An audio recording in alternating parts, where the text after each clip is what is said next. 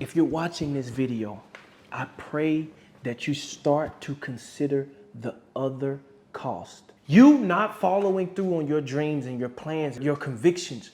What is that costing you? Okay, let's talk about it. Yes, there's a price to following God. Yes, there's a price to obedience. Yes, there's a price to favor. All of those things are going to cost you something. That's one thing. What is the price you pay for sitting on the sideline? What is the price you pay for leaving dreams and convictions dormant in your soul? What is the price you pay leaving your journey, your shoes unfilled, unfulfilled? That is the cost we need to be worried about. Not so much, oh, it's going to cost me if I take the leap. You get in the game, you got to risk the cost of getting hit. You stay on the sidelines, you risk the cost of never even knowing what God could do with your life. Oh, I don't want to pay that price, and I don't want you to pay that price. What is the price I have to pay to experience the kingdom version of my life? Oh my goodness, let me bring that back. What is the price that I have to pay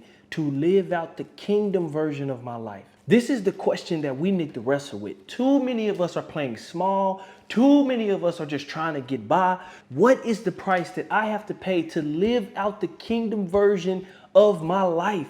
New ceilings, higher floors. What do I mean by that? When you jump, everything starts to change because your environment begins to bear evidence. Are you not? What? The environment begins to bear evidence. The moment that you start to step out, things are going to start to line up for you. I didn't say it was going to be easy. I said it's going to line up for you. Meaning you still got to shoot the shot. You still got to follow through. You still got to connect the dots. You still got to pray about it. You still got to use discernment. You still got to make decisions. You still got to tell people, hey, not this weekend. You still got to cut off distractions. But the stars will align for you. So I don't know who I'm talking to, right? On the other side of this screen. What is the price that you're willing to pay to live out the kingdom version of your life? I'm going to be transparent. I have always wanted to start a YouTube channel. I wrote it in my to-do list.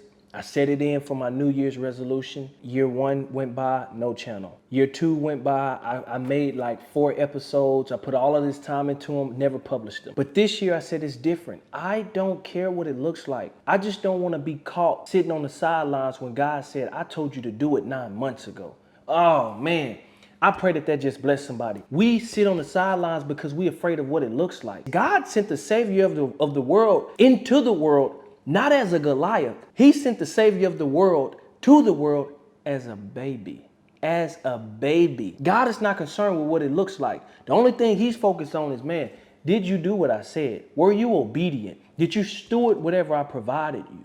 What is the price you're willing to pay to live out the kingdom version of your life? Whether it's sleepless nights, you got a budget, you got to set aside Netflix, or whatever it is, pray over that price. But then secondly, I want you to start to think about, what is it going to cost you to not do it? This is the cost we need to be focused on. What is it going to cost me to sit on the sideline for 2 more years? What is it going to cost my family for me to sit on the sidelines?